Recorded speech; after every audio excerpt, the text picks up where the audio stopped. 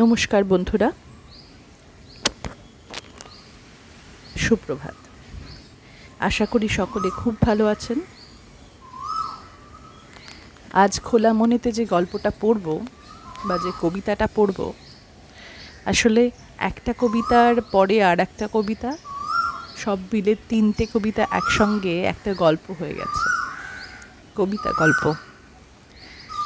তো আজকের খোলা মনেতে সেই গল্প সরজু আর সন্দীপনের গল্প। নাম নৈঃশব্দ। একটা ছোট কথা আর একটু চাপা ব্যথা, দুটোই প্রকাশের পথ খোঁজে হয়রান হয়ে। সময় পেতে চায় উপযুক্ত, আর উপযুক্ত মানুষটাকেও। এখন কয়েকক্ষণের এই মেকি ন্যাকাবোপনাটাকে দূর করে দিতে চায় সরজু। পরস্পরকে অভিভূত করবার প্রয়োজন নেই এখন, শুধু একটা চিরন্তন সত্য উচ্চারণ করলেই সার্থক। সন্দীপনের দৃষ্টিটা অকাতরে চেয়ে আছে উত্তরের আশায়। প্রস্তাব দিতে নারাজ, তবু সরজুর চোখ জোড়া। সকাল থেকে দুপুর পেরোয়, বিকেল গড়িয়ে সন্ধে আসে, আর তারপর রাতের কালো অন্ধকারে যখন ওরা পরস্পরের মুখ দেখেনি, চোখের দৃষ্টি বোঝার চেষ্টা করেনি, ঠোঁটের কম্পন লক্ষ্য করেনি, তখন থেকে যায় শুধু একটা প্রশ্ন আর একটা অসম্মতি। এরপর আরও একবার সন্ধ্যা তারা জ্বলেছিল সেদিন। সেই হৃদয়তলে শান্তি সুখ বহমান। অনেক চিন্তা, অনেকগুলো কথা এখনো অনুচ্চারিত। ঘটনার অনেকটাই এখনো রাত্রির অমাবস্যায়। একটু একটু করে সন্ধ্যা তারা অস্পষ্ট হয়। গভীর রাতের কনকনে শীত শীতল হাওয়া হয়ে উস্কিয়েছে উষ্ণ রক্তধারা। ব্যবধানটা এখনো বিদ্যমান, তবু পরস্পরের সম্মান আর পূর্বের প্রেম অবিচল। আর সেই অজানা রাতটা কলঙ্কের কালিমা।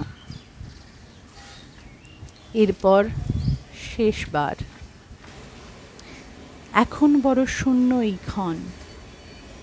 এতদিনের অপেক্ষার ফলাফলে আসতে পারে পূর্বের শূন্যতা, নয়তোবা আপাত পূর্ণতা। বাইরের দৃষ্টিটাও বড় অস্পষ্ট, অনেকটাই ধোঁয়াশায় ঢাকা। কখনো কখনো শিশিরকণার মণিমাণিক্য চকচকে হয়ে জ্বলে ওঠে, আবার কখনো ধোঁয়াশার অন্ধকারে ঢাকা পড়ে যায় সবটাই। এতদিন পরেও বুঝতে পারে না সরজু অবুঝ মতো ওই সরল চোখে কিসের প্রত্যাশা, ঠকানোর নাকি কাছে টানার।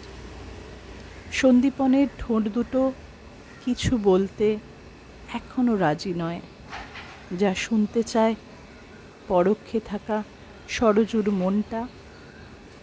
সন্দীপনের ব্যক্তিত্বটা টেনে নিয়ে যায় সরজুর সত্তাকে, আর মিষ্টি হাসিটা বোঝবার আগেই কাজের তাড়া দুজনকেই বিপরীতে ছোটায়।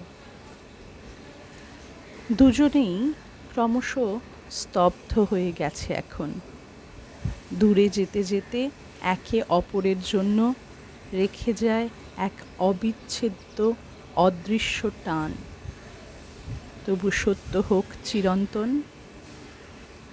দুজনেই থাক দুজনের অন্তরে, ভালোবাসার কবরে, চিরকালীন নৈঃশব্দে। কেমন লাগলো কবিতাটা? অবশ্যই কমেন্ট করে জানাবেন। ভালো লাগলে লাইক এবং শেয়ার করবেন নিজের প্রিয় মানুষদের সঙ্গে। সরজু এবং সন্দীপনের এই গল্পটা আমার আপনার যে কোনো কারোরই গল্প হতে পারে।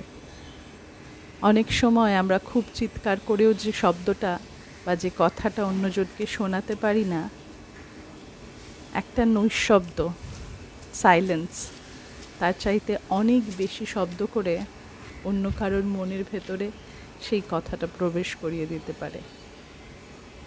দুজন মানুষের পরস্পর কাছে আসা, বিচ্ছেদ, আবার কাছে আসা এবং চিরবিচ্ছেদ, তবুও দুজন দুজনের প্রতি সেই অদৃশ্য ভালোবাসার টান, সেটাই চিরন্তন। সেই নৈঃশব্দটাই সবচেয়ে মূল্যবান। ভালো থাকবেন। কবিতা ভালো লাগলো কিনা অবশ্যই জানাবেন। আবার আসবো খুব শীঘ্রই অন্য কোনো কবিতা, পাঠ, যা খুশি। ধন্যবাদ।